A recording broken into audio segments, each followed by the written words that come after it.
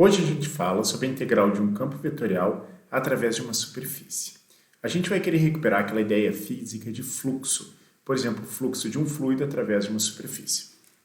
Vamos imaginar que nessa região tem líquido passando. Por exemplo, tem um rio andando nessa direção. O campo que a gente vai integrar vai ser o campo de velocidade. A velocidade vai ser um vetor apontando naquela direção. E eu estou interessado em saber em quanto desse fluido atravessa essa superfície que está aqui, essa peneira. Então, se o fluxo está para lá, eu vou sempre pensar na velocidade vezes a área. Mas é claro que importa a relação entre a velocidade e a área em termos vetoriais, e não apenas em termos de módulo. Quer dizer, eu tenho que levar em consideração a direção do movimento. Se a velocidade está para lá e a superfície está perfeitamente perpendicular, eu tenho uma relação máxima. Já se ela está inclinada, eu tenho menos. E se ela é perfeitamente paralela, eu tenho zero. Vamos imaginar que essa superfície curva é formada por pequenos elementos de retângulos. Então, eu vou pegar isso aqui como um elemento de um retângulo. Se a velocidade e a minha prancheta são perpendiculares, eu tenho a máxima relação para o fluxo. Eu tenho velocidade vezes um elemento de área.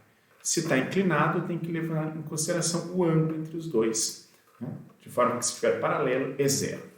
Esse ângulo entre os dois vai ser dado pelo ângulo entre o vetor velocidade e a normal, a superfície. Então, eu estou interessado no ângulo entre esses dois vetores, a normal e o vetor velocidade. Se o ângulo for zero, então eu tenho máximo. Se eles são perpendiculares, eu tenho zero. O que está entrando em jogo aqui é o cosseno do ângulo e, portanto, o produto interno. Nesse gráfico, o aramado azul representa a superfície da peneira. Os vetores desenhados em verde representam o campo de velocidade a ser integrado. O vetor vermelho, ali no canto direito, representa o vetor normal à superfície naquele ponto. E eu coloquei em evidência o ângulo entre o vetor velocidade, representado pela letra F, e o vetor normal, representado pela letra eta. O ângulo entre eles é θ. A superfície é parametrizada por uma função vetorial R que depende das variáveis u e v. O vetor normal vai ser dado pela fórmula que nós discutimos no vídeo anterior. Ele vai ser dado pelo produto vetorial entre a parcial de R em relação a u pela parcial de R em relação a v, dividido pela norma desse produto vetorial.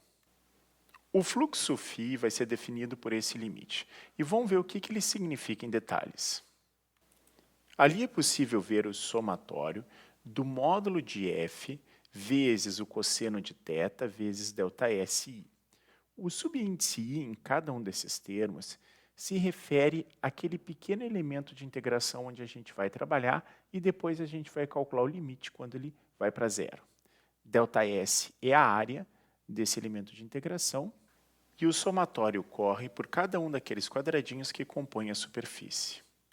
A gente vai imaginar que esses quadradinhos se tornam muito pequenos, infinitamente pequenos, de forma a convergir para uma integral.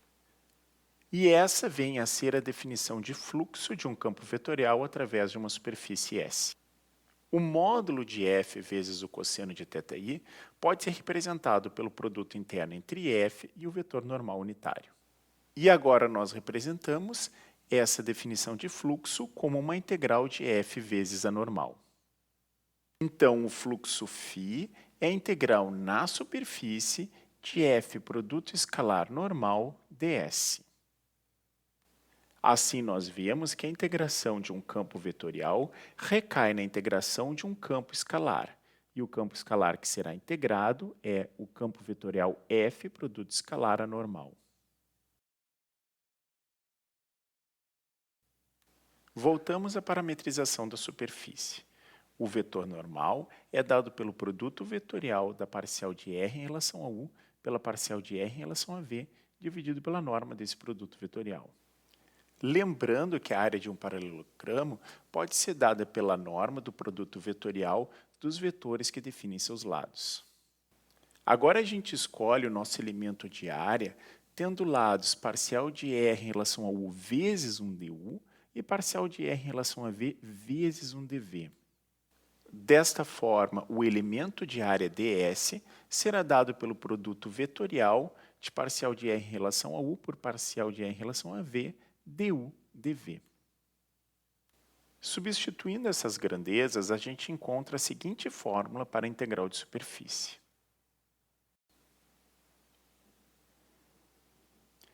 A norma do produto vetorial se cancela e a gente encontra tão somente o campo vetorial F e escalar o produto vetorial da parcial de R em relação a U pela parcial de R em relação a V, du dv. Onde o R maiúsculo, que é a região de integração, é uma região no plano UV e define o domínio das variáveis U e V. Assim, nós temos agora uma integral no plano UV, uma integral dupla do tipo aquelas estudadas nos cursos de cálculo 2. Vejamos o caso particular agora, quando a superfície é dada por uma função z igual a f de xy. A superfície é o gráfico dessa função de duas variáveis. O primeiro passo será introduzir uma parametrização. A parametrização mais natural aqui é chamar o x de u, o y de v e o z de f de uv. E assim a gente obtém r de uv igual a ui mais vj mais f de uv k. O domínio de uv é o mesmo domínio de xy. A parcial de r em relação a u vai ser dado por i mais a parcial de f em relação a u, k. E a parcial de r em relação a v vai ser dado por j mais a parcial de f em relação a v, k.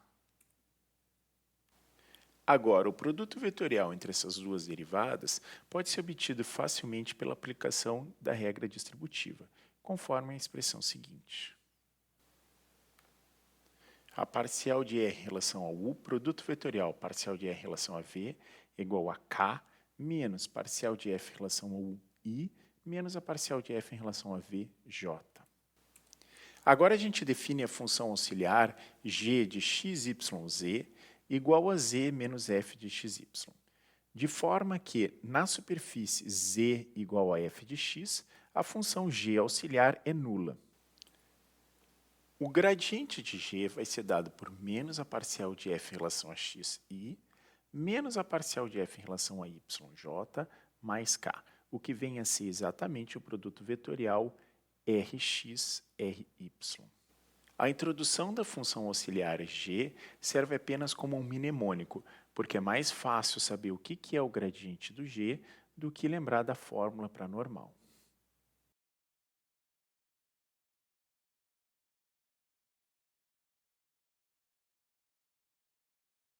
Finalmente, a gente pode escrever a seguinte fórmula simplificada para o fluxo de um campo f através de uma superfície, que é o gráfico de uma função z igual a f de xy. O fluxo φ é mais ou menos a integral em R de f produto escalar gradiente de g dA. O mais ou menos foi colocado aí para comportar a escolha da orientação da normal. A integração acontece na região projetada, isto é, xy.